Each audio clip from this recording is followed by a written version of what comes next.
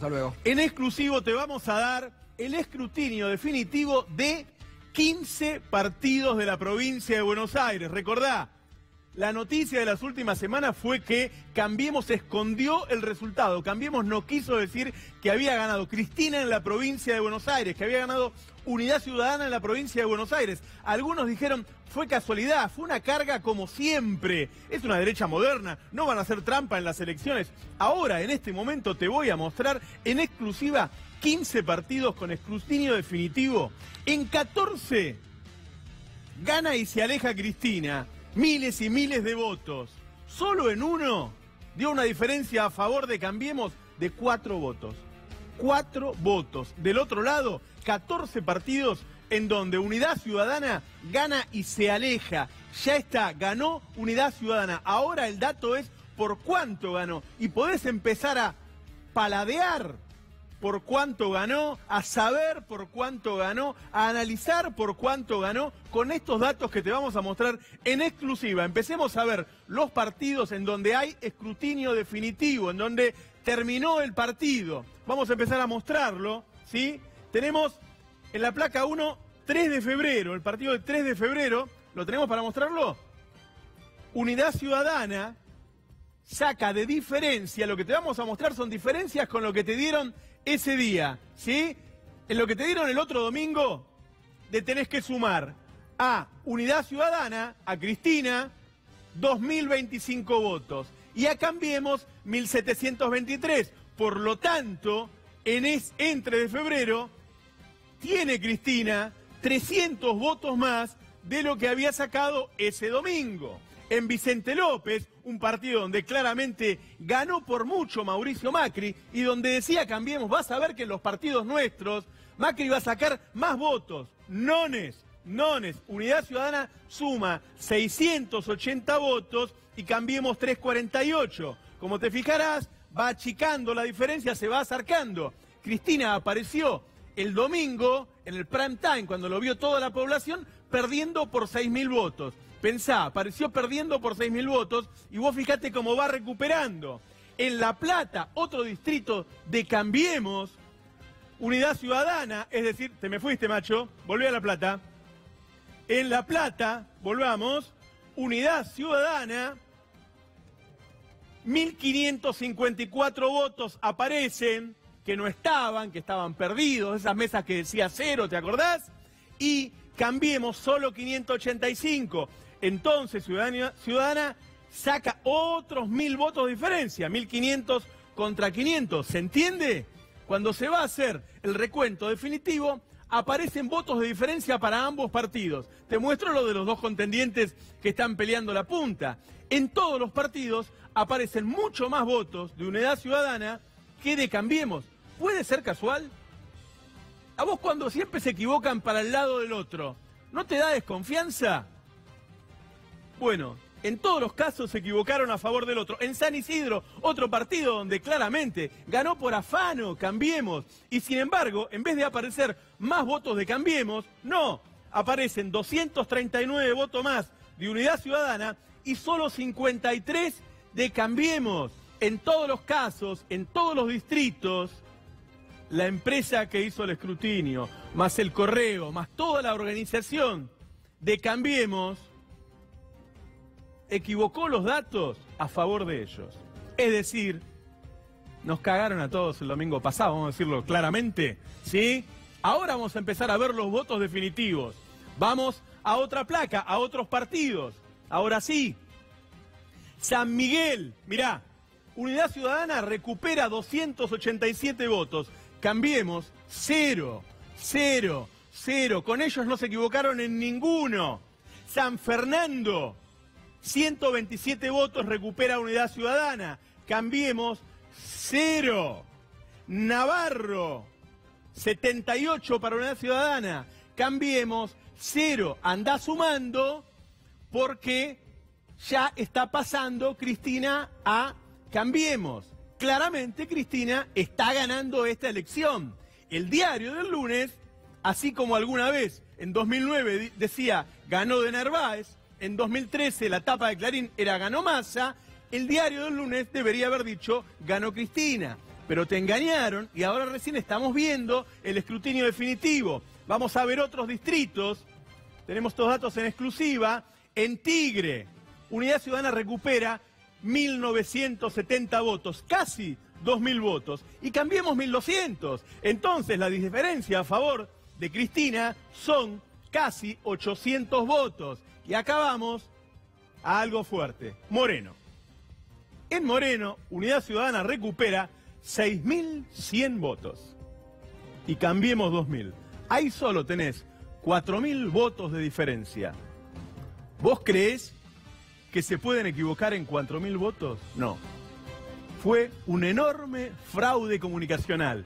Convencieron a toda la población, incluso yo diría, algunos sindicalistas que hoy no quisieron ir a la marcha, de que Cambiemos había conseguido un enorme triunfo. Y ahora resulta que ganó Cristina y solamente nos falta saber por cuánto ganó Cristina. Pero ganó. Vamos a otro partido, Almirante Brown. No te vayas, por favor, no te vayas. Volvamos que Almirante Brown hay una diferencia muy grande. Venimos de Moreno, 6.000 a 2.000. Almirante Brown, Unidad Ciudadana recupera 8.300 votos. 8.300 votos recupera Unidad Ciudadana y vamos a redondear, 3.900 Cambiemos. La diferencia, ahí tenés otros 4.000 votos. Solo entre Moreno y Almirante Brown, la diferencia es en total 8.000 votos. Y ya solo con esos dos partidos, Cristina supera a Esteban Bullrich. En Avellaneda recupera 1.143 votos, Unidad Ciudadana, y 282 Cambiemos. Te aviso que en Avellaneda hay pedido de apertura de urnas y va a sumar más Unidad Ciudadana. Cambiemos no hizo ningún pedido de apertura de urnas porque no desconfía de sí mismo. Porque ellos hicieron la cuenta. Unidad Ciudadana sí, por lo tanto va a aparecer seguramente mañana mayor diferencia en Avellaneda. Quedan un par de distritos más, ¿no? Sigamos entonces. En Zárate, 1.049 votos recupera Unidad Ciudadana y 500 Cambiemos, otros 500 de diferencia. ¿Vos podés creer que se equivocaron en todos los casos? San Nicolás recupera Unidad Ciudadana 1.245 votos, Cambiemos solo 440. En Pilar, 137 a 125 y en el único lugar en donde la diferencia es de 4 votos a favor de Cambiemos, es Morón. Con esto solo ya ganó Unidad Ciudadana. Y en este momento están contando La Matanza, Lomas de Zamora, los distritos en donde Unidad Ciudadana, en donde Cristina sacó mayor diferencia. Es decir, como te venimos diciendo desde el domingo de la elección, Cambiemos hizo un enorme fraude electoral. Ganó Unidad Ciudadana en la provincia de Buenos Aires. Después hay muchos análisis que hacer, pero eso sucedió. Hubo un fraude como mínimo comunicacional, se cambiaron los datos para presentar otra cosa. ¿Saldrá el viernes o el sábado, cuando termine el escrutinio definitivo, un título en los diarios? ¿Saldrá en los noticieros? ¿En la provincia ganó Cristina? ¿Y cuánto influye? Hoy hubo una multitudinaria marcha, hay que decirlo, de la CGT, de la CTA, de organizaciones sociales. Tenés el total. Discúlpame, tiralo, dale, tira el total, así la gente sabe.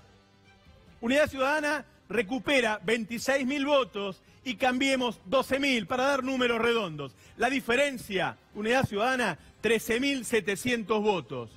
Como Cristina había perdido por 6.000, ya la tenés ahí arriba, casi 8.000 votos arriba. Y todavía falta contar los partidos en donde mayor diferencia sacó Unidad Ciudadana. Es decir, ganó Cristina.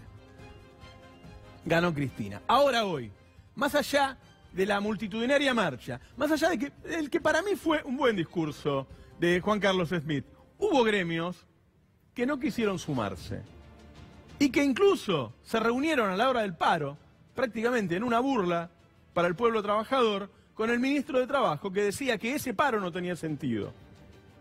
El rol de los dirigentes, tanto de las organizaciones gremiales como sociales, es defender los intereses de los ciudadanos que representan. No es comprender lo que quiere el gobierno nacional. ni hacer una lectura engañosa del proceso electoral.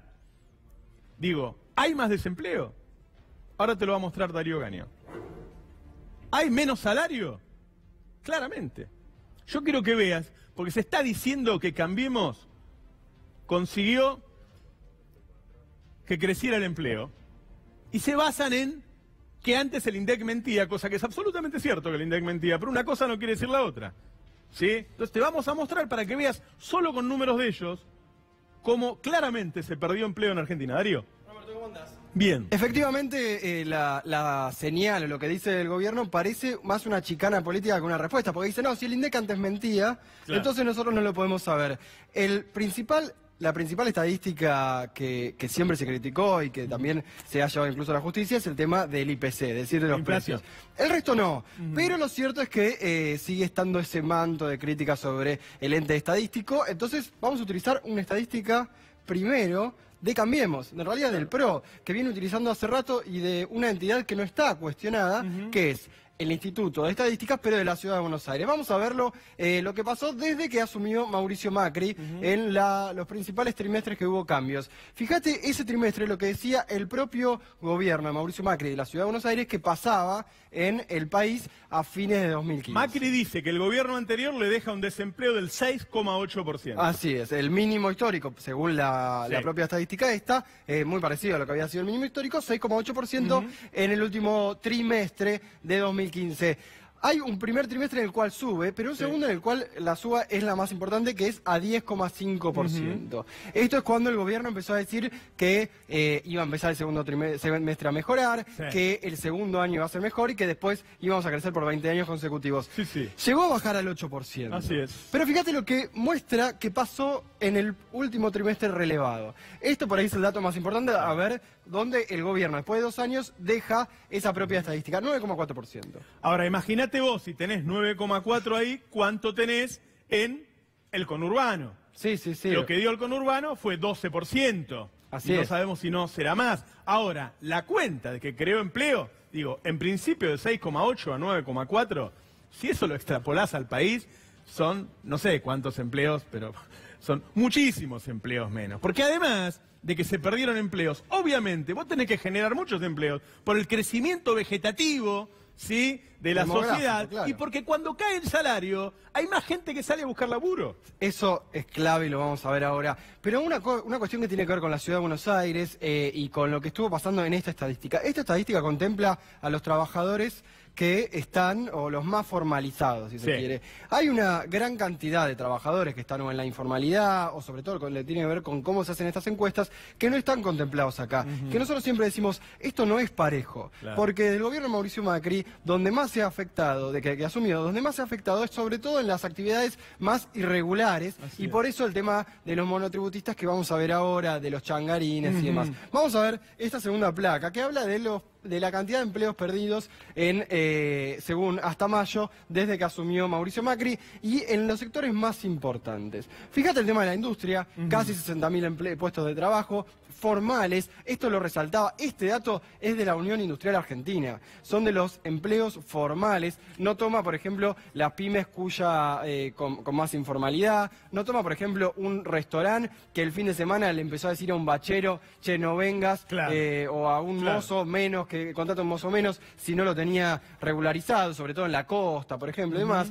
Construcción, más de 10.000 puestos, esto es lo neto, es decir, la diferencia entre lo que se había creado o lo que se había destruido en 2016 y lo que se construyó o lo que subió este año. Y transporte y servicios, otro sector muy castigado, arriba de 26.000, lo remarca la Universidad. O sea, la industria perdió 58.000. Casi 60.000 la industria en La construcción 11.000 y transporte y servicio perdió 26.000. Así es. Y vamos, ¿qué es lo que remarca el gobierno? Y lo veíamos muy simbólico la semana pasada con la visita del vicepresidente de Estados Unidos, Mike Pence, que daba una oratoria muy fuerte en la bolsa. Sector financiero le ha ido muy bien, también ha contratado empleo, pero contrata pocos empleos, y habló mucho del agro, habló mucho del sector rural, un sector beneficiado que le ha ido muy bien desde que asumió Mauricio Macri, y este dato que remarca la Universidad de Avellaneda es clave para entender por qué el gobierno habla de un dato y no del otro. Miren qué pasó por cada empleo que se creó en justamente el sector rural, en el agro. Por cada nuevo puesto en el sector agrario se destruyeron 13 en la construcción, 7 en servicios y 15 en la industria. Esto ha ido en paralelo. Claro. Y acá donde el gobierno dice que bueno, en algún momento van a llegar inversiones de la economía real, y es donde efectivamente no llegan las inversiones de afuera. De hecho, en las últimas 3 semanas se gastó más plata en tratar de mantener el dólar al nivel que estaba que en las inversiones, que de lo que inventó de inversión real. Con la decisión que tomó el gobierno de Estados Unidos hoy de suspender la compra de biodiesel argentino, que es el mayor valor agregado que le ponemos nosotros a nuestros granos, Sí. es el 30% de nuestras exportaciones a Estados Unidos. Son más de 1.200 millones de dólares. ¿Cuántos puestos perdemos? ¿No nos iba mejor cuando nos relacionábamos con mayor cercanía a Latinoamérica que con esta relación con Estados Unidos? Obvio, Roberto, y hay varias de las formas en las que esto se da en comparación, es decir, que se construye en el agro y que se destruye en el resto. Una es que ese tipo de cambio que necesita el agro no es el de la industria, y eso termina de destruir lo que tiene que ver con el tejido industrial. Vamos a ver un poco la calidad, un poco lo que se discutía hoy o lo que se discute últimamente es el tema de la calidad. Esto es una placa muy grande, pero habla de lo que el gobierno insiste. Dice que se crearon muchos monotributistas. A ver, José Luis Espert el otro día decía, por cada pyme que se destruyó, se inscribieron 8. Lo decía así al pasar, un dato que muchos economistas dicen del gobierno. ¿Qué pasa? Por ahí eran pymes de 50, 60 trabajadores industriales que se destruyeron, y 8 de esos trabajadores que se fueron con algún retiro y demás, se abrieron cervecerías artesanales, como decía Bullrich. Sí. Entonces no es lo mismo una cervecería artesanal, que aparte como cae el consumo interno, hay que ver cuánto dura. En los 90 eran cancha de pádel, parripollos, que después terminaban cerrando, que una pyme que da trabajo industrial, que durante un tiempo se mantiene y demás. Sector privado, caída importante en el último año, y después esto es clave. Por cada 2 nuevos inscriptos en monotributo se pierde un empleo registrado. El monotributo no significa un trabajador que esté ganando más, que le esté yendo mejor y demás. Y una empresa hecha a 2 empleados, se pierden 2 puestos decentes. Sí. Uno de los 2 va y consigue una changa y se anota en el monotributo. Así es. O por ahí trabajabas en una pyme. Las pymes, es verdad, tienen una alta... Esto no es un análisis subjetivo, ¿eh? Es así, porque si el tipo se hubiera puesto una empresa, no es monotributista. No, claro. No, se escribe de otras formas. Claro. Pero aparte hay algo clave que tiene que ver con la cantidad. Las pymes obviamente dan un porcentaje más alto que las multinacionales, que las empresas de trabajo no registrado, pero generan una comunidad en lo que tiene que ver con los barrios, contratan gente de la zona y demás. Muchos de esos que se quedaron sin laburo se anotaron en el monotributo, entonces hay uno que está registrado ahora y antes no. Uno dice, bueno, mejor está formalizado, pero pierde muchas cosas también. Y una cuestión clave que tiene que ver con lo que vamos a analizar en los próximos meses de lo que se crea o la cantidad de gente nueva que sale a buscar trabajo, y encontramos, como siempre en este programa, una linda forma de graficarlo de lo que pasa en el interior de muchas familias. Vamos a ver a esta familia tan conocida a nivel mundial y después les explico lo que estamos queriendo mostrar. No te preocupes, Marge. Ya tengo un presupuesto perfectamente balanceado. Habrá suficiente dinero para ti, para mí, para Bart y Lisa, con algunos pequeños sacrificios. De ahora en adelante solo papel higiénico común. Nada de acolchaditos ni nada de eso. Y solo uno de ustedes irá a la universidad. ¡Perfecto! Acá, Roberto, lo que vimos es lo que pasó en el último año en muchas casas, que cayó el poder adquisitivo de la familia, quien traía el ingreso, sea el hombre de la casa o la mujer, tuvo un ingreso que compraba cada vez menos cosas y salió a buscar más gente laburo. Si la que trabajaba era la mujer, el hombre salió a buscar laburo. O el pibe de 18, 19 años que estaba estudiando salió a buscar laburo. 150.000 nuevos puestos de trabajo de nuevas personas salieron a buscar trabajo y no encontraron. Entonces, por eso aumenta el dato de desocupación y por eso también se amplió la cantidad de trabajadores o potenciales trabajadores. Eso es clave y tiene que ver con algo que decía Roca en su momento, Roca o el propio ministro de Producción, decía... O empleo o salario. Bueno, como cayó el salario, hay más gente buscando empleo. Nosotros ahora vamos a hablar con los protagonistas. Los protagonistas fueron los trabajadores, pero los organizadores de la marcha, de la protesta de hoy. Quisimos mostrar esto antes, porque si no, se quiere mostrar al público que esto fue un invento, que tiene que ver con lo electoral, cuando en realidad fue organizado por una serie de organizaciones que no tienen relación con ningún partido en particular, con ningún candidato en particular. La marcha, la protesta, surge de la insatisfacción, claramente. Y si no ves estos datos, si no te lo cuenta Darío, realmente podés llegar a pensar que hay gente que quería tener algo que ver con el resultado electoral. Y no es así, y no es cierto. Vamos a ver un poquito de la marcha y ya están nuestros invitados esperándonos.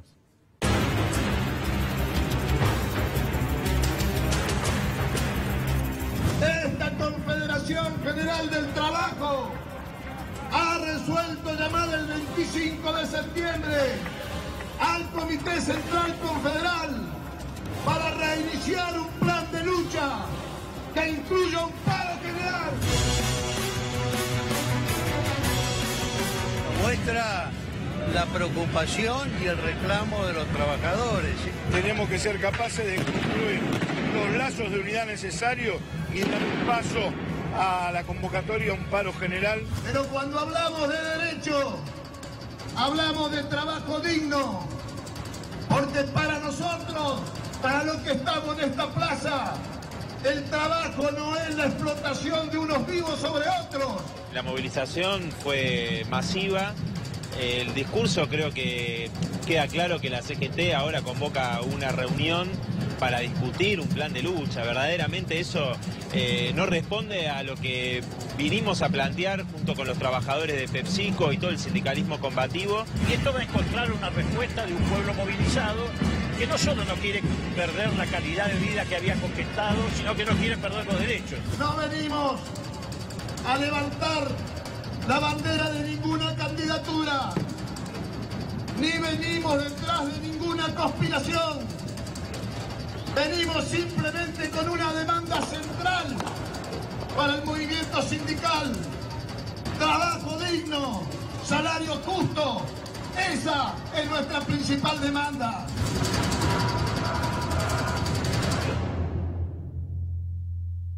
Ya estamos con Juan Grabois, con Hugo Yasky, con Sergio Palazzo. Palazzo, a ver, hay versiones que dicen que fue poca gente, que tuvo poca fuerza, que en realidad como era un paro político muchos no quisieron ir. ¿Qué pasó hoy? El primer análisis es que se confunden quienes sostenían que no había que concurrir a una marcha porque había un resultado electoral en las PASO que había favorecido al gobierno. Claramente hay 2/3 de la sociedad que votó en contra de este gobierno y creo que la CGT y tanto los compañeros de la CTA y las organizaciones sociales hacen bien y hacemos bien en articular esa protesta social. La cantidad de gente, de compañeros que fueron, creo que fue multitudinaria y expresó la bronca, el malestar por los números que ustedes daban, que son ciertos, son reales, y que no fue una marcha de tipo político partidaria. Fue una marcha reclamando por políticas distintas a las que impulsa este gobierno en materia económica y en materia social. Yo me pongo del otro lado y te digo, bueno, acá tengo 3 invitados y hay 2 que tienen cercanía con Cristina, por ejemplo. Y puedo decir, bueno, por ahí es por eso.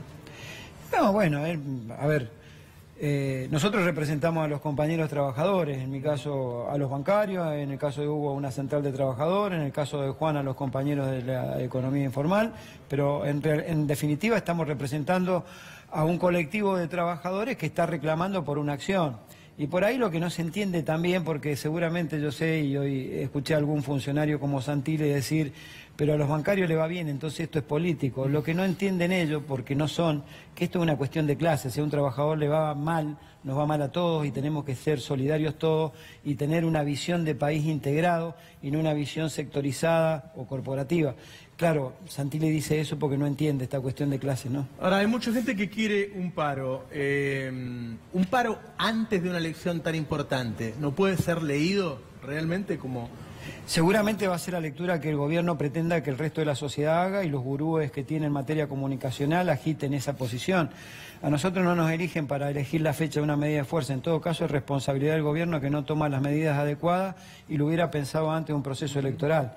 Pero los números que ustedes dieron son absolutamente ciertos y más aún el impulso que tiene el gobierno y que le insufla también el sector empresario es que avancen en una reforma laboral para después del proceso electoral, y esa reforma laboral seguramente tenderá a ser como la de Brasil, que ha retrotraído la relación laboral a épocas previas a la industrialización en el mundo. Yasky, hay gente que dice, no, en Argentina nunca podría haber una reforma laboral a la brasileña. Yo, si quieren que se los diga rápidamente cuál es la reforma brasileña, es eliminar los derechos de los trabajadores, prácticamente. Es volver anterior a los derechos de los trabajadores. Sí. ¿Es así o podríamos perder los derechos de los trabajadores en Argentina. No, si vos juntás a todos los empresarios que firmaron esa nota donde apoyan que lo hayan echado al juez Freiler, Cámara Argentina Estadounidense, Asociación de Empresarios Argentinos, los tiburones, y les preguntás a ellos, es como Brasil. Está claro, Brasil tuvo a Getúlio Vargas, que fue el Perón de la Argentina. Sí. Los dos hicieron más o menos la misma reforma. En Brasil liquidaron todo porque hay una cuasi dictadura en este momento. Y en Argentina, si pudieran tener las mismas condiciones, lo harían. Llevarnos hasta antes del peronismo. Pensá que el presidente Macri quiere eliminar la justicia laboral. Dice que es demasiado cara para los empresarios la justicia laboral. La justicia laboral la creó Perón cuando todavía no era presidente en el Ministerio de Trabajo para compensar, porque antes el obrero iba a un juicio y perdía, ni iba al juicio. Sí. Entonces creo que sí, que si pudieran llegarían. Desde ya que está el movimiento obrero, están los movimientos sociales, hay un pueblo en la Argentina que va a luchar denodadamente para que no nos convirtamos en el país que ellos nos señalan como ejemplo. Pues ellos dicen, miren qué bien que está Perú, la macroeconomía de Perú, de Colombia, de México. Esos son países donde el movimiento obrero está en este momento prácticamente liquidado, es decir, no tiene derechos. Yo creo que en nuestro país lo van a intentar como lo intentaron siempre, pero entiendo que hay un movimiento obrero con conciencia, como lo demostró la masividad de la marcha hoy, que va a defender su derecho. Grabois, en la calle, ¿se puede frenar a un gobierno que tiene tanta fuerza y que va por cosas como esta? La calle es una parte, ¿no? Nosotros tenemos que combinar la presión, que es una atribución propia de cualquier movimiento popular, de organización sindical, y que está en la calle, y también, bueno, dragado y balizamiento, el gremio de Smith. Te imaginarás que no hay millones de obreros de dragado y balizamiento. Ahora deja de funcionar el dragado y balizamiento, no sale más un barco de soja para China. Entonces los trabajadores asalariados, sobre todo de los sectores estratégicos, tienen una herramienta formidable para luchar, que es la huelga. Y nosotros de los movimientos populares sí tenemos tal vez como única herramienta la expresión en la calle, porque frente a una economía de descarte hay una creciente cantidad de trabajadores y trabajadoras que en esas estadísticas están disfrazados. Esos datos no te representan, ¿no? Esos datos son falsos, digamos, ¿no? Eran falsos antes también. Y siguen siendo falsos porque hay una confusión conceptual. Cuando se habla del 9% de desocupados, primero se toma como que en la Argentina hubiera 20 millones de personas nada más que son la población económicamente activa. La inactiva no existe. Entonces un jubilado que gana la mínima no hace nada, no trabaja. Cuando yo conozco todos mis compañeros que tienen la mínima, laburan, tienen una changa. Ese figura como inactivo, no aparece. Y por otro lado, aparecen como trabajadores, digamos, como no desocupados, como ocupados, todos nuestros compañeros, por ejemplo, tan criticados por recibir una transferencia de ingreso del Estado, mal llamada plan social, lo que nosotros llamamos el salario social complementario. Por un lado se les dice vagos, pero por otro lado a la hora de las estadísticas aparecen o como monotributistas o como cuentapropistas, pero aparecen como ocupados, no aparecen como desocupados. Si vos eliminás de la estadística los beneficiarios de planes de empleo y los que realizan las también mal llamadas changas, vos tenés una desocupación del 25-30%. Digamos, ¿no? Hoy solamente tenés como asalariados registrados, creo que estamos en 8 millones de trabajadores. Entonces, de hecho, necesitas haber trabajado una vez en la semana pasada, cuando te preguntan. Entonces, para no ser un desempleado. ¿Quiénes son los asalariados con plenos derechos en la Argentina? 8 millones de trabajadores, nada más. Y la Argentina estamos en casi 50 millones de habitantes. Entonces, ¿de qué estamos hablando? Estamos hablando de una tremenda crisis social y laboral, que muy por el contrario, no necesita reformas estructurales de flexibilización laboral, que de ninguna manera van a generar más empleo, porque el problema de la falta de empleo tiene que ver con la nueva configuración del sistema capitalista en el mundo. Digamos, al disminuir los derechos, lo único que aumentan son las ganancias de los empresarios. Cada vez que un trabajador asalariado pierde su laburo o tiene un salario inferior, hay 2 o 3 compañeros nuestros que le cortan el pasto, que le cuidan a los chicos, etcétera, que tienen un mango menos para llevar a la casa, y eso incide, por ejemplo, en nuestros registros propios sobre la calidad y cantidad de los alimentos que ingieren los pibes en las barriadas populares, en las 4.100 villas de asentamientos que hay en la Argentina, y por eso uno de los planteos que nosotros le agradecemos mucho a Juan Carlos Smith, que además es un tipo extraordinario, digamos, ¿no? Un sindicalista honesto, que ha hecho un discurso bastante integral, porque... Hizo un muy buen discurso. Sí, Juan Carlos. siendo él un hombre, digamos, para decirlo, de la crema de la clase trabajadora, porque sus afiliados son de los que cobran bien.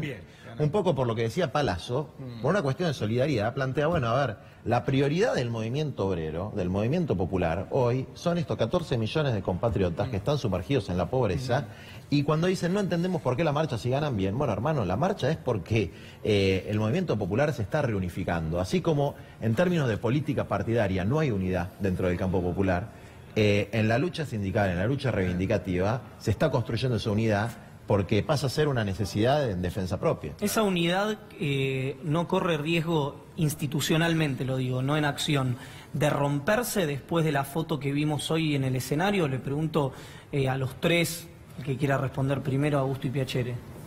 Yo creo que no, creo que al contrario, creo que este acto y la masividad de este acto y la presencia de movimientos sociales, que estaban casi todos los movimientos sociales que existen en el país, más las 2 CTA, más movimientos de la CGT muy importantes, plantea como un escenario a futuro la unidad. Y me parece que estamos ante una posibilidad muy importante de constituir en el camino hacia el 25 de septiembre, que es la fecha que fija Smith para que la CGT defina no solamente el paro, el plan de acción. Claro. Me parece que en ese camino tenemos que constituir una apuesta mayor de unidad, que es incorporar en un frente sindical, social, político, a los sectores de la pequeña empresa, a los pequeños productores del agro, a todos los movimientos sociales, a todas las centrales, a todos los movimientos contra los tarifazos, hacer un frente que le plantea al gobierno un programa de un país productivo, con producción nacional, con pequeña empresa protegida para que pueda generar trabajo, con una economía que devuelva el trabajo digno y que no convierta, como yo creo que lo dice bien Juan, la mentira de estadísticas que no reflejan la realidad, porque te muestran como una Argentina chiquitita cuando en realidad acá tenemos que resolver el tema de 40 millones. Palazzo, a mí me enseñó mi viejo, ¿no?, que era dirigente gremial, me dijo, mira, todo lo que tenemos nosotros es la fuerza de trabajo. Si nosotros se la sacamos, ellos sin eso no pueden hacer nada. Y a mí me parecía tan de sentido común que yo decía, bueno, esa herramienta es la única que tenés. Hoy se discute. Y en el mundo, en muchos lugares se ha dejado de hacer paro como herramienta de lucha social. Y en Argentina, en los medios de comunicación, está en discusión si está bien que se haga un paro o no. Bueno, está claro que el poder establecido siempre va a apuntar a desmembrar esa articulación del paro como protesta, eso está claro. Lo que nosotros no tenemos que caer es precisamente en esa trampa. Coincido con lo que decía tu padre, pero creo que tampoco alcanza solamente con el accionar sindical y con la calle. Creo que esta realidad que vivimos en la Argentina hoy merece una respuesta de tipo sindical y de tipo política. Tienen que ser las organizaciones sindicales, las organizaciones sociales, los articuladores de la protesta social en la calle, pero esos 2/3 de voto negativo que tiene este gobierno tienen que traducirse en verdadera oposición en el Parlamento, porque si no, detrás de la famosa discusión filosófica de la ética de la responsabilidad y la ética de las convicciones, algunos escudados en la ética de la responsabilidad terminan levantando la mano y siendo funcionales al gobierno de Mauricio Macri, que tiene 1/3 del poder electoral del país y gobierna como si tuviera quórum propio en el Congreso. Yo la verdad que soy muy poco optimista con respecto a eso. Para mí, si esta fuera la foto de la elección de octubre, yo creo que ellos siguen sacando leyes como quieren porque es lo que tenían antes y lo hicieron. De hecho, una de las consignas convocantes pero hay algo que la sociedad condenó en esta elección y me parece un dato relevante, que es que los que fueron ambiguos fueron los que más perdieron. Vos fíjate, apoyando lo que dice Sergio, creo que va a ser distinto los 2 años que siguen, después de este resultado electoral, que los 2 años que vivimos hasta ahora. Creo que va a haber más cuidado en pegarse y en hacer furgón de cola de las políticas del gobierno. Y por otro lado, lo que decía Sergio, qué sé yo, para mí la expresión más clara del justicialismo que se fagocitó este esquema de Cambiemos es el de Schiaretti, que era el que hablaba de un peronismo de mercado, de un peronismo moderno, de un peronismo que advierta que vivimos en el siglo XXI. Bueno, ese se lo tragaron, como ya se tragó al radicalismo o una parte del radicalismo. Una de las consignas convocantes era paritarias libres. Las paritarias estos 2 años fueron fuertes, fueron duras, pero bueno, fueron libres. ¿Qué es lo que ustedes están anticipando que no lo van a hacer o cuál era la...? No fueron libres. A ver, tampoco es para asustarse. Todo gobierno que viene trata de ponerle un techo a las paritarias. Claro. Eso es así. Ahora, este gobierno jugó mucho más allá de la raya y cuando hubieron resoluciones judiciales que afectaban lo que el gobierno pretendía, le iniciaban juicio político a los jueces. Sí, como el caso bancario. Es decir, nosotros teníamos un acuerdo firmado, el acuerdo fue hecho entre las partes con presencia de la autoridad de aplicación, al gobierno no le gustó, tuvimos... y presionó fuertemente a las cámaras encantadísimas dejándose presionar por el gobierno, decidieron no pagar. Fuimos a la justicia, nos dio la razón y le han iniciado juicio político a los jueces. ¿Y eso piensa que puede pasar en todos los sectores? Vos fíjate, el caso de los docentes es más grave. El presidente de la Nación dijo no va a haber paritarias para los docentes, que la tenemos por ley, y no la hubo. Y para el año que viene está diciendo tampoco va a haber paritaria para los docentes. Graboy, yo creo de todas maneras que ha hecho una buena elección, Cambiemos, para lo que ha pasado en estos 2 años. Hay gente que está peor representada por ustedes y que va aceptando esa disminución de sus derechos. Yo tengo una visión, a ver, tanto el caso de Lula, que viene del movimiento obrero, como de Evo, que viene de los movimientos populares, han planteado con mucha firmeza que la lucha reivindicativa y la lucha política no pueden estar absolutamente cindidas, ¿no? Yo creo que el drama que tenemos dentro del campo popular, digo, más allá de que desde luego la mayoría de nuestros compañeros están peor, es que no podemos construir la unidad posible. Hay un plano de la realidad en el que no podemos construir unidad, que es el plano de lo político partidario. Si vos ves la convocatoria de hoy, el único orador de hoy, bueno, no representa un sector político partidario específico, no se lo puede identificar fácilmente. Dentro de mi propia organización, que es la Confederación de Trabajadores de Economía Popular, tenemos compañeros que han votado a Cristina, tenemos compañeros que han votado a Randazzo, tenemos compañeros que han votado a la izquierda, tenemos compañeros que han votado a partidos chicos como Patria Grande, el Movimiento de la Dignidad. Sí. Pero nosotros hicimos un esfuerzo para no confundir esas contradicciones político-partidarias con la unidad necesaria y posible que hay en cuanto a la lucha reivindicativa, es decir, en cuanto a garantizar por lo menos los pisos de derecho que hemos conquistado. ¿Por qué digo que me parece importante esto? Porque la principal tarea de la etapa es construir unidad. Y esa unidad hay que construirla en los campos en los que se puede construir unidad, ¿no? Si nosotros agudizamos las contradicciones internas dentro del campo popular por preferencias partidarias, vamos a marchar derechito a un fracaso. Tal vez el momento para que haya coincidencias en términos electorales sea otro, y yo la verdad es que, y con esto digo, Esmien aportó algo que me parece interesante, dijo, bueno, acá hay una agenda que falta. Yo estoy de acuerdo con eso. La agenda de tierra, techo y trabajo, por ejemplo, que es la que nosotros reivindicamos, falta. Sí. Yo no escuché a ningún candidato hablar de la reforma agraria, no escuché a ningún candidato hablar de la integración urbana de los 4.100 villas asentamientos del país, ni escuché a ningún candidato hablar de cómo va a ser para dignificar a esos 8 o 9 millones de trabajadores que están en la economía popular. Así es. Bueno, eso es una agenda que falta. Entonces, tal vez en la construcción de esa agenda se empiecen a dar las coincidencias y las pequeñas diferencias coyunturales que hay ahora, yo creo que no son ninguna tragedia y que a veces se dramatizan demasiado, cuando en definitiva los principales problemas, sobre todo los sectores más castigados, todavía no son la prioridad principal de ninguna de las expresiones políticas. Sí, le quería preguntar a Juan sobre esta lógica de que falta para la unidad político-partidaria, la unidad electoral. Esa unidad, con los actores que hay hoy, sin los emergentes porque no los conocemos, ¿es posible? Digo, porque parecen tener agendas bien distintas. Hablo, por ejemplo, de Cristina Kirchner, de Florencio Randazzo y yo lo pongo, sáquenlo, si quieren, Sergio Massa. Mira, yo del proceso partidario mucho no sé y no me gusta opinar de lo que no sé. Lo que estoy convencido es que se puede construir unidad en términos programáticos, que claramente los tres que estamos en esta mesa y muchos otros más podemos ponernos de acuerdo en un proyecto de los trabajadores y tratar de que las referencias políticas que tienen que representar un sector más amplio de la sociedad, no solamente a los movimientos populares o el movimiento sindical, asuman como prioritarios esos planteos, digamos, ¿no?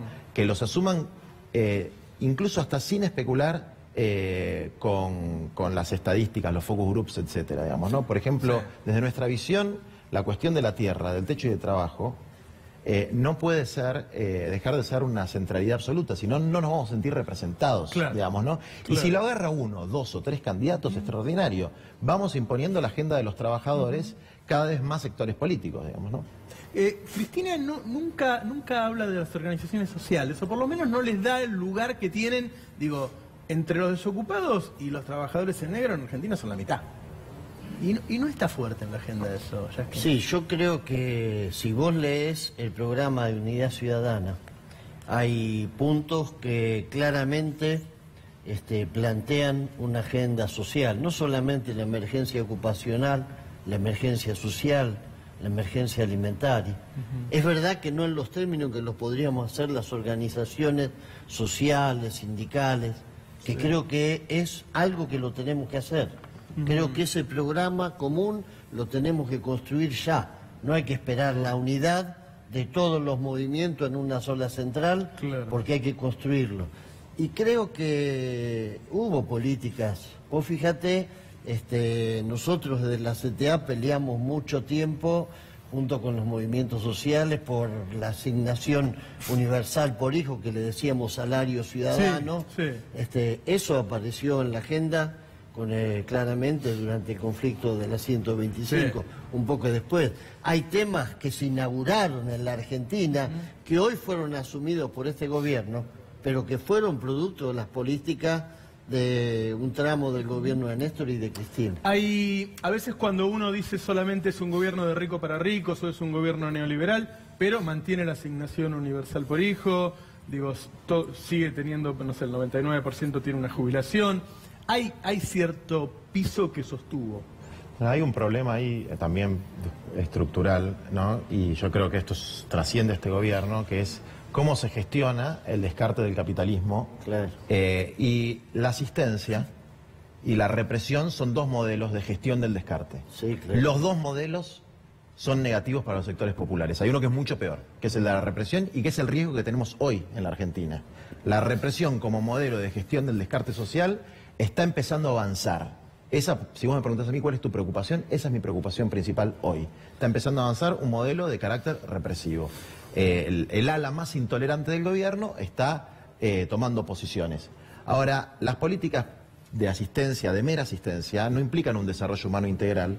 Y lo que nosotros tenemos que tratar de construir desde las organizaciones de los trabajadores, y me parece muy buena la reflexión que hace Yasky, la asignación universal por hijo fue una reivindicación de los movimientos sociales y sindicales antes de ser adoptada. Si los movimientos sociales, sindicales y populares no se estructuran como la columna vertebral de un nuevo movimiento nacional y popular, ese movimiento, por más que tengamos muy buenos dirigentes en la superestructura, no va a tener la fuerza para torcer la realidad. Les agradezco mucho. Una cosa, el modelo de la represión y el descarte hoy estuvo presente y muy importante que lo haya planteado Smith, el tema de Santiago Maldonado. Así es. Que aparezca Santiago Maldonado y que el gobierno de respuesta. Muchas gracias a los tres. Gracias. ¿Sí? En un minuto volvemos, lo tenemos al cadete. Ahí está, detrás de cámara, tenés que estar delante de cámara. Y bueno, pero te presento. Buenas Palazzo, noches. Yasky, ¿Cómo te va? Bien, encantado. Gaño, Yarovsky. Buenas noches. ¿Qué tal? ¿Sí? Ya volvimos.